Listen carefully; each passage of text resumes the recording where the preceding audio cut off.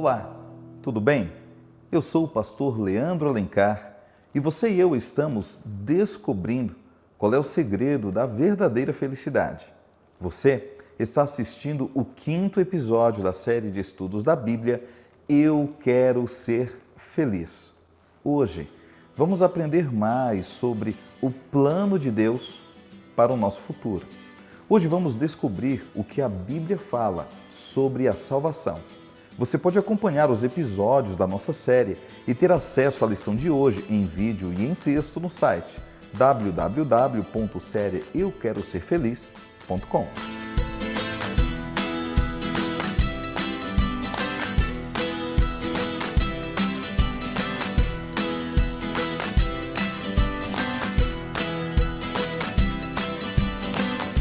Salvação. Você já deve ter falado essa palavra várias vezes e em vários contextos diferentes. Eu lembro bem da cobertura intensa que a imprensa fez quando 33 mineiros ficaram presos em uma mina. Em 2010, os mineiros chilenos ficaram presos lá durante 70 dias, a quase 700 metros de profundidade. No final, eles foram resgatados através de uma cápsula com apenas 60 centímetros de diâmetro, o suficiente para uma pessoa ficar lá, bem apertada. Enfim, eles foram salvos. Uma equipe de centenas de pessoas estava lá para salvá-los. Essa história trouxe esperança para todos por ter terminado bem.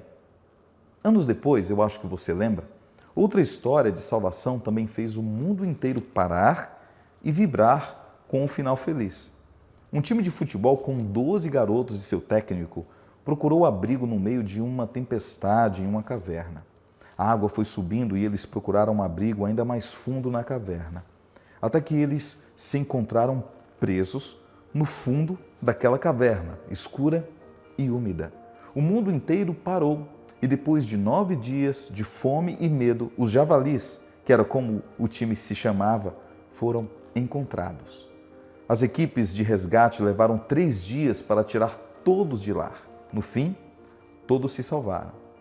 A Bíblia também conta uma história de um resgate dramático e que também teve um final feliz. A única diferença é que foi apenas um que teve que pagar o preço por esse resgate.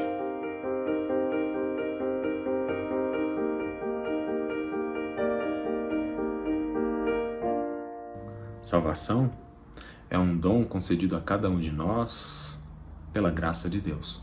É o tema principal da Bíblia. A história da salvação nos mostra Deus buscando seus filhos que estavam extraviados. E ao os encontrar, paga ali o preço do resgate e os traz de volta ao lar. E reestabelece o relacionamento que havia se perdido por causa do pecado. Deus ele sempre se envolveu no processo da salvação. Desde o princípio, lá em Gênesis, quando ele tem que fabricar vestes com pele de cordeiro para o casal que morava no Jardim do Éden, até o final, revelado por Apocalipse, na destruição de Satanás, dos seus anjos e de todo o pecado. Deus ele sempre está nesse processo. E ele intervém na história para libertar o que estava cativo pelo pecado. Ele amou tanto que deu seu único filho para resgatar todos aqueles que estavam perdidos e presos nas garras do inimigo. E nós podemos ver isso através do texto bíblico de João 3,16 que diz: porque Deus amou o mundo de tal maneira que deu seu Filho unigênito para que todo aquele que nele crê não se perca, mas tenha a vida eterna. E todo o processo da salvação se originou no coração desse Deus amoroso. Sendo assim, todos nós temos a oportunidade da salvação. Cristo Jesus, o plano de Deus para salvar todos aqueles que o aceitarem. Jesus desceu ao nosso planeta para nos tirar do poço do pecado e, enfim, nos dar a preciosa oportunidade de salvação. Começando em Adão, o primeiro homem a pecar, todos nós recebemos como herança a morte. É o que podemos ver no livro de Romanos, capítulo 5, versículo 12, onde a Bíblia diz: portanto, assim como por um só homem entrou o pecado no mundo, e pelo pecado a morte, assim também a morte passou a todos os homens, porque todos pecaram. Olha que interessante. O que a gente aprende aqui é que a partir de Adão, agora todos os seres humanos nasceram em pecado, ou seja, você e eu temos uma natureza inclinada ao pecado, uma natureza pecaminosa. Ela existe porque o pecado habita em nós. Essas são palavras do próprio apóstolo Paulo, que diz que já nascemos com ela. Não temos como nos livrarmos dela de forma natural, é o que também diz o salmista no Salmo 51. Ou seja, egoísmo, inveja, orgulho, intolerância, violência são inclinações ao mal que todos nós temos. Paulo chega a dizer algo preocupante e revelador em Romanos capítulo 3, versículo 23. A Bíblia diz assim: pois todos pecaram e carecem da glória de Deus. Ou seja, não existe um justo sequer sobre a face da terra. Todos nós somos pecadores. A única certeza que temos é o que está escrito em Romanos capítulo 6, versículo 23. Abra sua Bíblia. Romanos capítulo 6, versículo 23. Porque o salário do pecado é a morte. Essa é a certeza. Mas depois vem uma outra certeza que nos traz esperança. Mas o dom gratuito de Deus é a vida eterna em Cristo Jesus, nosso Senhor. A morte é a consequência do pecado. Mas Jesus Cristo nos dá a vida eterna, que é o resultado da graça. No mundo, há muitos lugares bonitos para conhecer. No mundo antigo havia as 7 maravilhas da antiguidade, todas dignas de uma visita e um bom tempo para admirá-las por um turista que vivesse naqueles tempos. Foi por volta desse tempo que Jesus veio, cerca de 2020 anos atrás. Ele dividiu a história. Tudo agora seria localizado no tempo, em antes e depois dele. Mas ele não veio fazer turismo. Ele não veio conhecer as 7 maravilhas do mundo antigo. Eu até acho que ele veio ser uma dessas maravilhas. Em Lucas capítulo 19, versículo 10, a Bíblia nos diz o que ele veio fazer. A Bíblia diz assim: porque o Filho do Homem veio buscar e salvar o que estava perdido. Jesus veio sujar seus pés nesse mundo empoeirado e gasto para nos salvar.